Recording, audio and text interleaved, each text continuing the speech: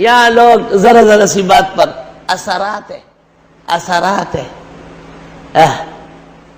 فرعون جادوگروں کا بڑا تھا.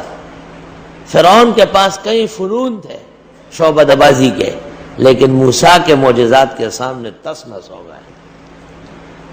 منزل کے جستجو میں کیوں کھویا ہوا ہے اتنا عظیم بن جا کہ منزل تجھے پکارے. بعض بزرگان دین ایسے وظائف دیتے ہیں کہ ان کے پڑھنے کے بعد جو شخص آپ پر سحر کرے گا، نظر لگائے گا، جادو کرے گا، ٹوٹکا کرے گا، کینہ کرے گا، حسد سے پیش آئے گا، وہ سب اس پر پڑے گا.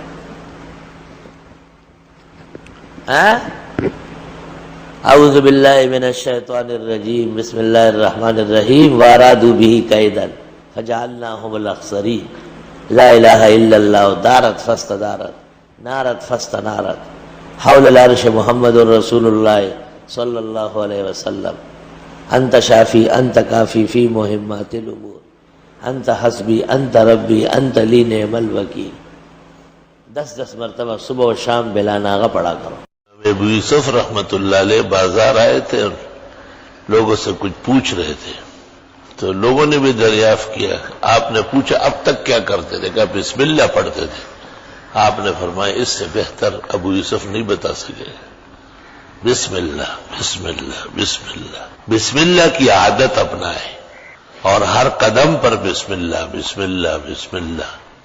ایک روایت میں ہے کہ جب آدمی کام کرے اور وہ بسم اللہ پڑھے تو وہ کام اور اس کی ذمہ داری سب اللہ کی ہو گئی. حق تعالیٰ ملائک سے کہتے ہیں کہ میرا نام لے کے شروع کیا ساتھ رہو. اور جب آدمی بسم اللہ نہ پڑھے اور کام شروع کرے، حق تعالیٰ کہتے ہیں اس کو اور اس کام کو دونوں کو رہنے دو، اس کی کوئی ضرورت نہیں. تو وہ کیا پورا ہوگا؟ بڑے بڑے اسپتال بنے ہوئے ہیں اور دیواریں گر گئی اور گیٹ لوگ لے گئے اور وہ آن نہیں ہوئے، شروع ہی نہیں ہوئے. ایسے کتنے کام ہیں جو مرادوں سے پہلے سٹ وٹ جاتے ہیں. یہی بانیین کا نقصان ہے. افتتاح اور ابتدا کرنے والوں پر سب سے بڑی ذمہ داری یہ کہ خدا کو یاد کرے. اللہ تعالی ہر چیز کا ابتدا اور انتہا اور ہر آن ہر گھڑی کا مالک و مختار ہے. ماں کہتے ہیں سب سے بہترین پڑھنا خود ہے. خود آدمی کو درد بھی ہے، غم بھی ہے، بوجھ بھی ہے، گرانی بھی ہے. جب خود مشکل ہو تو پھر ساتھی سے، گھر والوں سے، بال بچوں سے.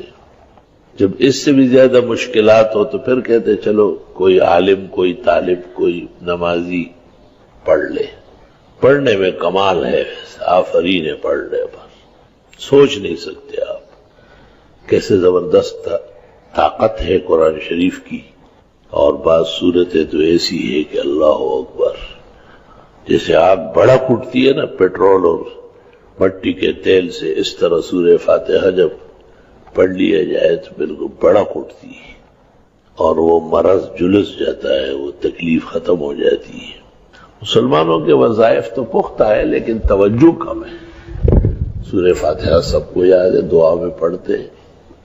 استاد محترم فقیہ امت مفتی اعظم پاکستان محدث کبیر مولانا مفتی ولی حسن فرماتے تھے تقریباً ہر عمل کے شروع میں سورہ فاتحہ ہو تاکہ وہ عمل گرما گرم ہو جائے، بیداری آ جاتی ہے. روح القرآن ہے. وَلَقَدْ آتَيْنَاكَ سَبْعًا مِّنَ الْمَثَانِي وَالْقُرْآنَ الْعَظِيمِ، اس کو قرآن عظیم تک کہا گیا ہے. پھر یہ اعمال جب آدمی کے پختہ ہو تو اسے اطمینان بڑھتا ہے، اور جو اپنے اعمال کو پختہ کرے تو اس میں ناغہ نہ کرے.